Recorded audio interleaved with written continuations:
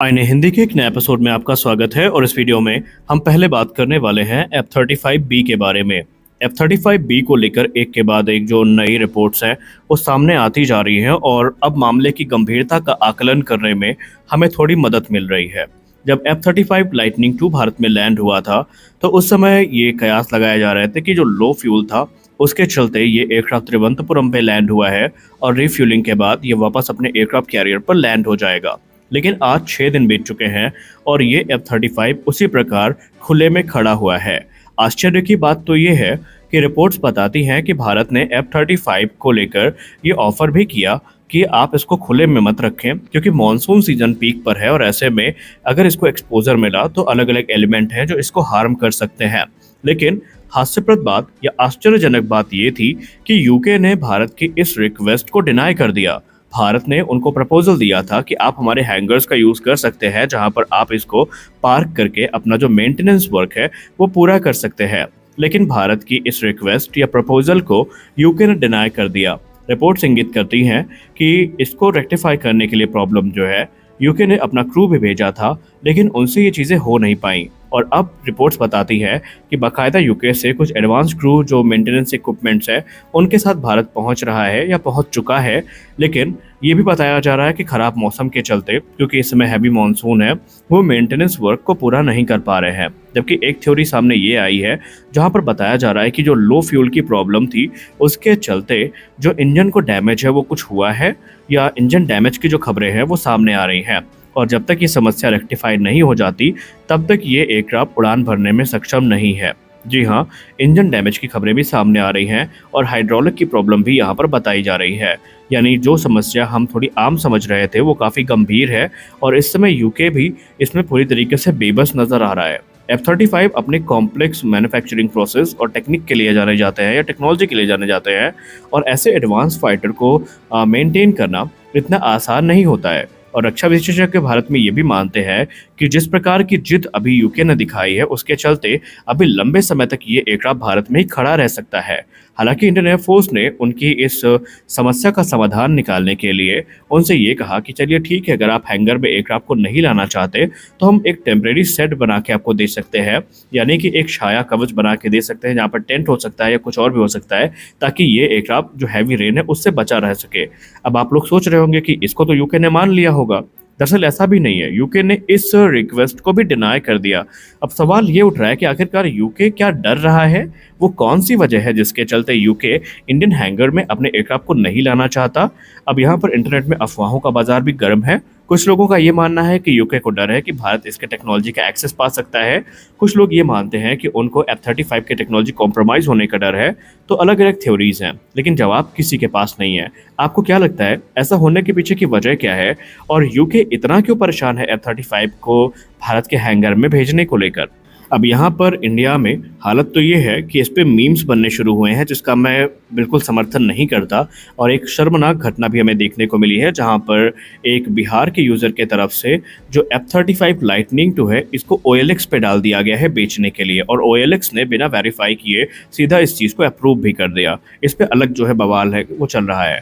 तो क्या लगता है F-35 को लेकर समस्या क्या वाकई इतने विकट है कि अभी ये लंबे समय तक खड़ा रहेगा और आप यूके के इस रवैये को किस प्रकार से देखते हैं जहां पर उसने इंडियन हैंगर्स को यूज़ करने से मना कर दिया। अब F-35 का जो B वेरिएंट है ये ऑलरेडी काफ़ी कॉम्प्लेक्स टेक्नोलॉजी है क्योंकि ये शॉर्ट टेक ऑफ और वर्टिकल लैंडिंग करने में सक्षम है और ऐसे में इस एयरक्राफ्ट को बनाने के लिए यूके को विशेष इक्विपमेंट्स की जरूरत पड़ेगी जिसके लिए उनके क्रू को यहाँ पर आना पड़ेगा। हम सब भली भांति जानते हैं कि हमारे देश की सुरक्षा के लिए जितना इम्पोर्टेंट भारतीय वायुसेना के फाइटर जेट्स हैं उतने ही इम्पोर्टेंट भारतीय थल सेना की आर्टिलरी कैपेबिलिटी है और इसी क्रम में भारतीय थल सेना अपनी आर्टिलरी कैपेबिलिटी को और एनहांस कर रही है। जहां पर मीडिया रिपोर्ट्स में बताया जा रहा है कि भारतीय थल सेना ने जो धनुष हॉविट्जर है इसकी 3rd रेजिमेंट का जो फॉर्मेशन है उसकी प्रक्रिया शुरू कर दी है।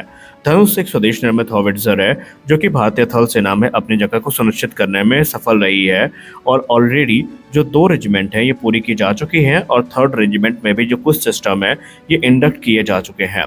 अब यहाँ पर प्रत्येक रेजिमेंट के बारे में आपको बताना चाहूँगा कि एक रेजिमेंट में हमें 18 गन सिस्टम देखने को मिलते हैं। यानी उस हिसाब से जब तीनों रेजिमेंट ऑपरेशनल हो जाएंगी तो भारतीय थल सेना में हमें 54 जो गन्स हैं वो देखने को मिलेंगी, जो कि भारतीय थल सेना की उस कमिटमेंट का एक प्रमाण है जहां पर वो अपनी कैपेबिलिटी को मॉडर्नाइज कर रहे हैं। और पुरानी जो बोफोर्स हॉविट्जर हैं उनकी जगह पर जो धनुष 155 mm और 45 कैलिबर की गन सिस्टम है इसको इंडक्ट किया जा रहा है और ये ऑर्डिनेंस फैक्ट्री बोर्ड के तरफ से बनाई जा रही हैं। हालांकि आपको बता दें कि अब यहाँ पर जो चीज़ें हैं वो इंगित कर रही हैं कि आने वाले भविष्य में हमें 500 से ज़्यादा जो नई हॉविट्जर गन्स हैं जिसमें 80 AGS भी शामिल हैं वो यहाँ पर हमें देखने को मिलेंगी और भारतीय थल सेना की जो स्ट्राइक कैपेबिलिटी है उसको और ज़्यादा स्ट्रॉन्ग किया जाएगा। वहीं दूसरी तरफ पिनाका का भी जो इस समय इंडक्शन है ये भारतीय थल सेना के मॉडर्नाइजेशन एफर्ट का एक प्रमाण है। हमारी अगली बड़ी अपडेट DRDO को लेकर आ रही है।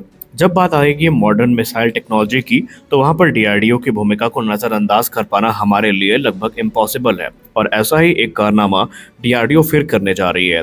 आप सबको DRDO की स्टार मिसाइल तो याद होगी जिसको हम लोग सुपरसोनिक टारगेट मिसाइल के नाम से भी जानते हैं।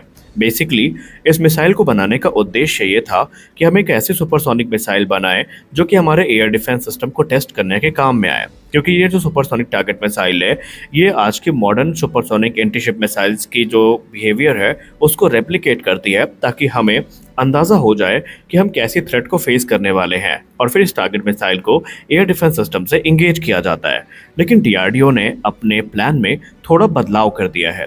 DRDO ने कंफर्म कर दिया है कि वो इसे सिर्फ एक टारगेट मिसाइल के तौर पर पिच नहीं करेंगे बल्कि ऐसी पॉसिबिलिटीज को भी एक्सप्लोर किया जा रहा है जहां पर स्टार का एक air to air missile variant तैयार किया जाएगा जो कि बेसिकली एनिमी के जो फोर्स मल्टीप्लायर्स हैं जैसे कि उनके एवैक्स हो गए जिसको हम airborne early warning and control system कहते हैं और दूसरे जो एंटी रेडिएशन मिशंस हैं उनको एग्जीक्यूट करने के लिए इस मिसाइल का यूज़ किया जाएगा।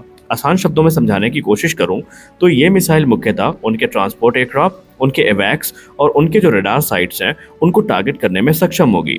अब स्टार मिसाइल को इस प्रकार से बनाया गया है कि ये सुपरसोनिक क्रूज जो मिसाइल होती हैं उनको रेप्लिकेट कर सकती है और ये मैक 2.5 से ज़्यादा की स्पीड पर ट्रैवल करने में सक्षम है और उसका श्रेय जाता है इसके लिक्विड फ्यूल रैमजेट इंजन को। और इस समय ऐसी पॉसिबिलिटीज एक्सप्लोर की जा रही हैं कि इनको एंटी एवैक्स और जो एंटी रेडिएशन मिशन है उनमें यूज़ किया जाना सुनिश्चित किया जाएगा। तो देखते हैं, क्योंकि इस समय कई सारी मिसाइल्स हैं जो इसमें पाइपलाइन में है, जिसमें रुद्रम परिवार की 2 मिसाइलें हैं जिनमें हमें रुद्रम 2 और रुद्रम 3 के अलग अलग वेरिएंट देखने को मिलेंगे। इन दोनों के एंटी रेडिएशन और ग्राउंड स्ट्राइक वेरिएंट पे भी काम शुरू कर दिया गया है।